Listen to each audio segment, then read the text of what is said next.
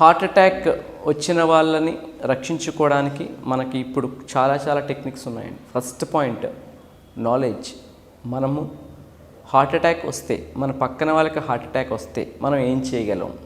So ఎప్పుడూ కూడా in hospital అంటే హాస్పిటల్లో మనకి హార్ట్ అటాక్ వస్తే ఆ మనిషి బతికే ఛాన్సెస్ చాలా ఎక్కువ.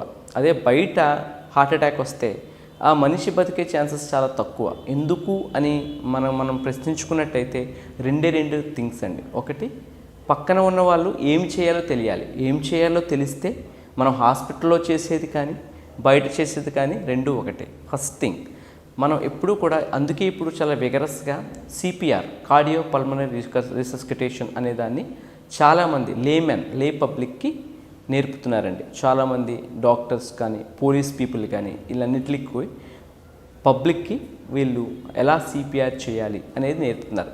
మీరు ఎఫెక్టివ్గా అంటే డాక్టర్లా చేయక్కర్లేదండి. సంథింగ్ సిపిఆర్ బేసిక్స్ నేర్చుకొని సడన్గా పేషెంట్కి హార్ట్ అటాక్ వచ్చి గుండె అరెస్ట్ అయితే మీరు కొంచెం ఆయనకి శ్వాస అందించి చెస్ట్ మీద ఎక్కడ మీకు కొంచెం ఒక గట్టిగా ప్రెషర్తో లోపలికి ప్రెస్ చేసినట్టయితే ఆ గుండె తిరిగి కొట్టుకుని నాడి అంటే మన పల్స్ తిరిగి రావడానికి ఛాన్స్ ఉంటుంది.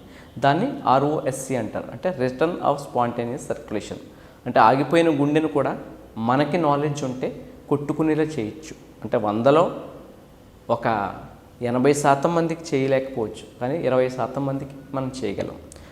మన డాక్టర్ అంత ఎఫెక్టివ్గా ఉండక్కర్లేదు, ఒక హాస్పిటల్లో ఉండక్కర్లేదు, బట్ స్టిల్ మనం అట్లీస్ట్ ఒక 20% ప్రాణాలని మనం రక్షించగలం. అందుకే సిపిఆర్ అనేది యూట్యూబ్ వీడియోస్లోను డాక్టర్స్ చాలామంది చాలా హాస్పిటల్స్ వాళ్ళు క్యాంపెయిన్ పెట్టి మరీ నేర్పుతున్నారండి జనరల్ పబ్లిక్కి. ఇలా నేర్చుకోవడం వలన ఒకరిని మనం రక్షించిన వాళ్ళం అవుతాం. ఇది మనం చాలా చోట్ల చూసే ఉంటాము. చాలామంది గుండెని ఇలాగా ప్రెస్ చేస్తూ ఉంటారు, కొంతమంది లేచి నించుంటారు. సో దీన్ని మనం సిపిఆర్, కార్డియోపల్మనరీ రిసస్కిటేషన్ అంటాం. సో ఫస్ట్ ఒక పేషెంట్ని మనం రక్షించాలి అంటే ఫస్ట్ మనం ఏం చేయాలి అనే దాని మీద నాలెడ్జ్ ఉండాలి.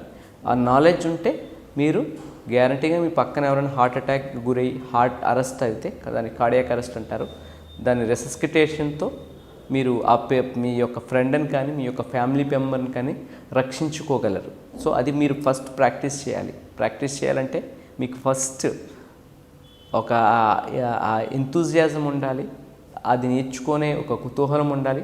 అది